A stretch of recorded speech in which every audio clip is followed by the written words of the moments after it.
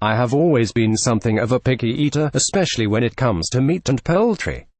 Like everything else, my rule is less but better, so no intensively reared factory-farmed muck for me. In its place, I eat just a little of the good stuff.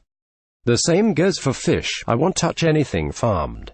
Following a series of back-to-back visits to Paris' Maisy Café, where I discovered an alternative to the usual Fashion Week fare of bread, butter, pastries, cheese and chips, coupled with a few lunches at Yotown on London's Chiltern Street, a daily intake of plant-based Instagram posts by journalist Calgary Avancino, and most importantly, watching the new pro-vegan documentary What the Health on Netflix, I beefed up the plant-based part of my diet and eliminated a hefty number of animal products.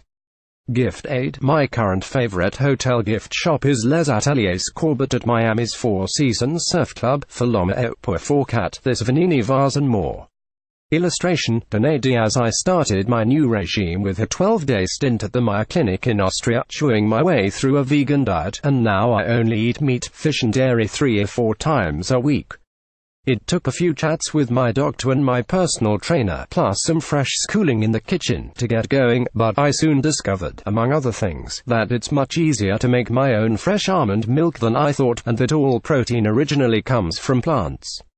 Of course, this is just me exercising my quality maniac tendencies and being obsessive about good health. But if you eat less flesh, then the pleasure on the palate is actually heightened. I'm happy to swap a T-bone steak or veal cutlet for a 17 grams serving of beef sashimi at Tokyo restaurant Yotaro in Roppongi. The beef, which comes from Yamagata Prefecture, is served lightly torched and wrapped around some rice, and the pleasure per gram is off the scale. I'm never going to become a meat is murder animal rights activist. When some vegans recently blockaded the meat and fish counter at my local supermarket, I actually felt like buying both just to spite them. I also love fur and leather, partly for the durability. Yotaro, incidentally, has been using the same saddle leather Mario Bellini cab chairs for 37 years. But I'm far from being the only person now switching to a more plant-based diet. It's a major shift in consumer behavior. And although I eat out a lot, both for work and pleasure, I have no intention of dragging anyone involuntarily to a vegan eatery. However, the dining scene needs to move with the times. Pick up any breakfast menu and you will find it's almost entirely based on eggs and dairy, while most restaurant menus are too heavy on the meat and fish. An offering of salad is fine in the summer at lunch, but side dishes are just not a satisfactory option.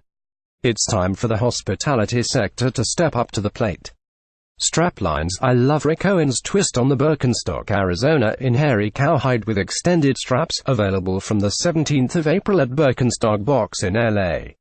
Illustration, Danae Diaz. Food for thought. Maisy Café, a Parisian coffee shop and juice bar serving a vegan, gluten-free, organic menu. 32 Rue du Mont-Thabor, Calgary. Avancino, health and lifestyle guru. Avancino offers up recipes, tips, videos and Instagram inspiration.